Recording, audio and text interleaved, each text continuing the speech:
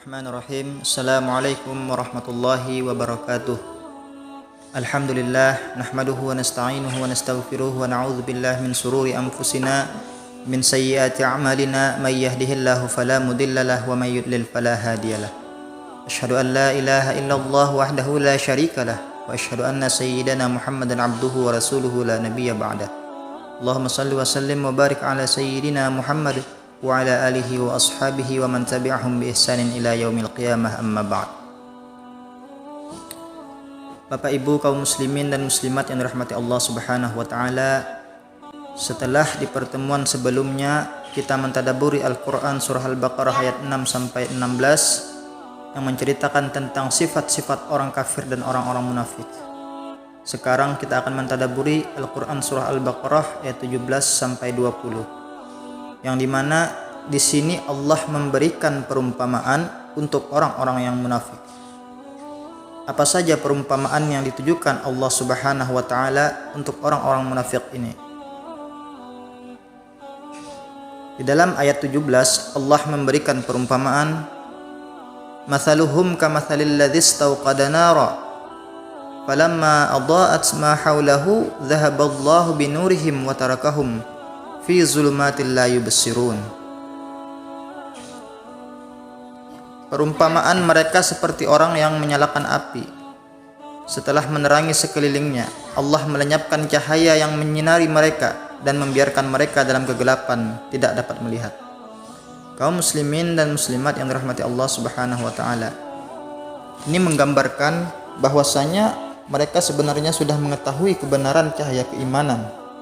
Mereka bergaul dengan orang-orang beriman, akan tetapi karena sifat munafik yang ada dalam diri mereka, akhirnya Allah ambil cahaya itu atau hidayah itu, yang membuat mereka akhirnya kembali kepada kegelapan dan terombang-ambing dalam kesesatan.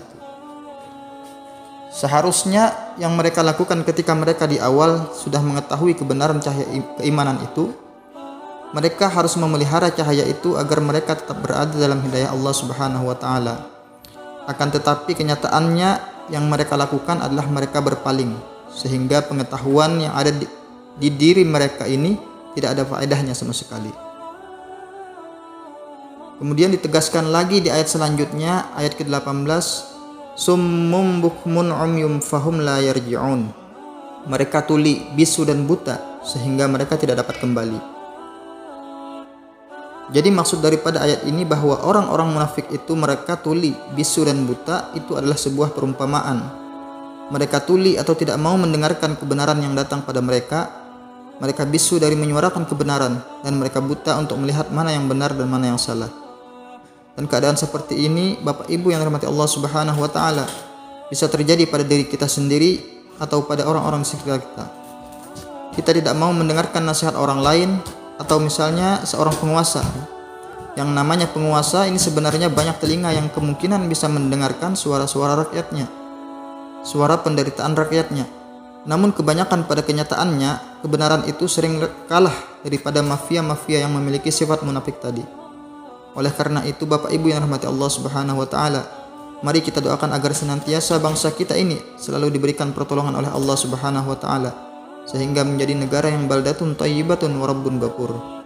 Dan semoga diri kita sendiri selalu diberikan keistiqomahan untuk tidak menjadi orang yang tuli, bisu dan buta dari kebenaran yang datang kepada kita. Amin ya rabbal alamin. Kaum muslimin rahmati Allah Subhanahu wa taala, kemudian perumpamaan untuk orang-orang munafik selanjutnya adalah di ayat 19. Au kasayyibim minas sama'i fihi zulumatu wa ra'du wa barq yaj'aluna asabi'ahum fi adhanihim minas sawa'iqi hadral maut wallahu muhitum bil kafirin. Atau seperti orang yang ditimpa hujan lebat dari langit yang disertai kegelapan, petir dan kilat. Mereka menyumbat telinga dengan jari-jarinya menghindari suara petir itu karena takut mati. Allah meliputi orang-orang kafir. Jadi perumpamaan untuk orang-orang munafik ini bahwasanya mereka itu setelah mereka berada dalam kegelapan dan kekeliruan tadi, mereka akan selalu dihinggapi rasa takut, terutama ketakutan akan kematian.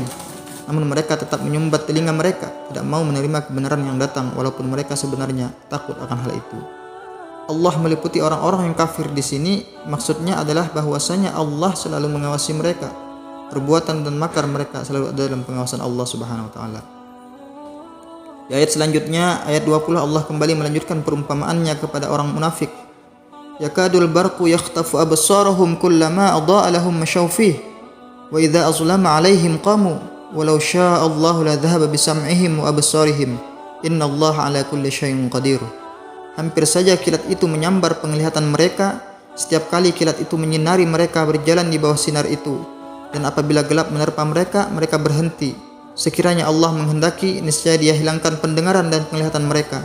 Sungguh Allah Maha Kuasa atas segala sesuatu. Kaum muslimin rahmati Allah Subhanahu wa taala, perumpamaan di ayat ini maksudnya bahwa Allah Subhanahu wa taala menjelaskan bahwa ketika datangnya nasihat kebenaran kepada mereka, mereka sebenarnya takut terbongkar aib yang ada pada mereka itu. Sehingga ketika nasihat itu sudah tidak ada, mereka kembali lagi beraksi melakukan kejahatannya. Ketika datang nasihat lagi, mereka takut lagi. Begitulah seterusnya.